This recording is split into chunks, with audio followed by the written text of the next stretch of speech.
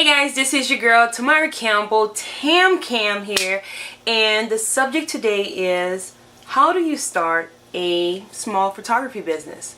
Now, of course, I use the word small because you definitely want to start off small. You don't want to use all your life savings or, go get a big loan to start a huge photography studio.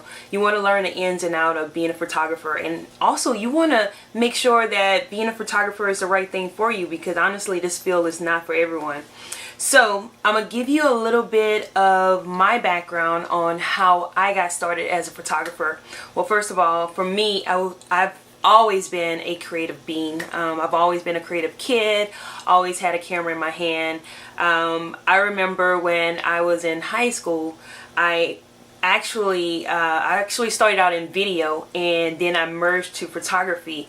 But I've always been fascinated with pictures and color and imagery and just portraits in general.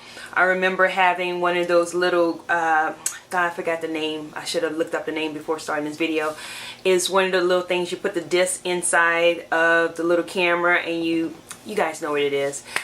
I was so fascinated by that. I remember being 8 years old and just was so mesmerized. So being a photographer, like I said, it's not for everyone. So you have to really give yourself some time to think about, is this the career for you? Now, for me, I always tell people that I didn't choose photography. Photography basically chose me. Being a creative person, I knew I was going to be doing something in the field of imagery or photography or even video, and basically that's what I'm doing right now. So the way I started out was when I really decided I wanted to be a photographer. What I did was, and I tell everyone this when I teach small workshops, I always tell people, the moment you start printing out those business cards, that's the first thing. Not register your business, because at this moment you're still trying to figure out if you want to be a photographer. So once again, once you print out those business cards and you start charging accordingly, you start making money off selling your portraits or your digital files, then you're in business. So that's how you basically start your business. Print those business cards. I recommend you print out, to start off with, like 1,000 cards. Start passing them out. And at this moment you're like, okay, what do I really want to shoot? My advice to you is to basically shoot everything.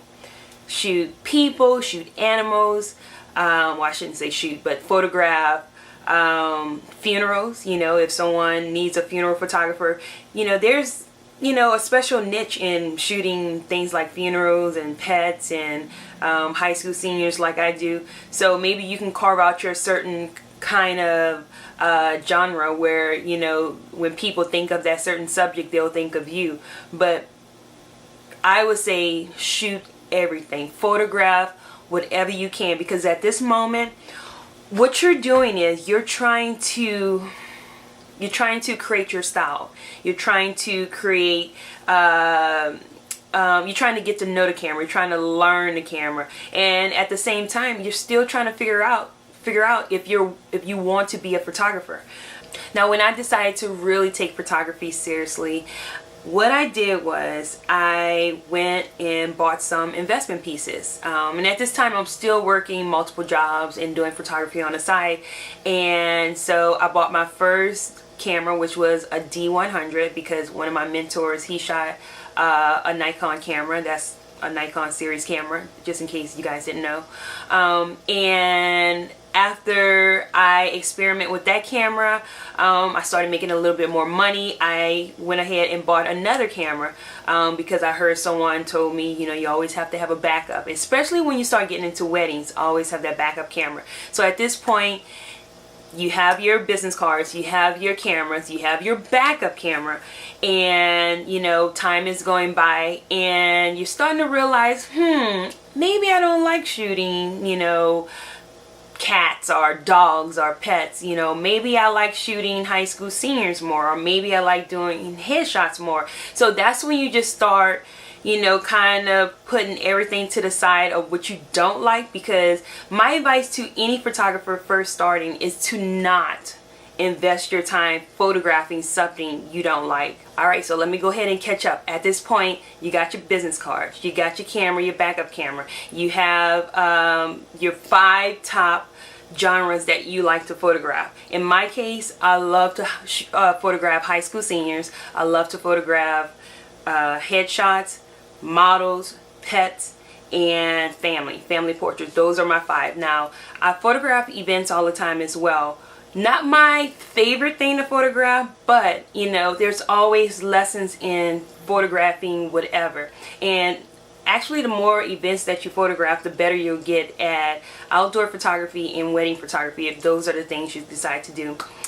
So basically, once you do those things, and I would say pretty much, you know, just stay in practice, keep learning, attend some workshops, or you know, watch a lot of YouTube videos.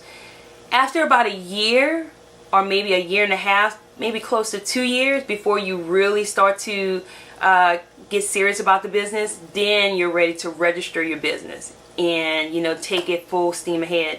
So that is basically my advice for starting a small photography business. You know, don't jump into it too fast. Continue to learn. Always stay learning. Don't get too cocky. And most of all, stay passionate and have fun. Thank you guys. See you soon. Peace.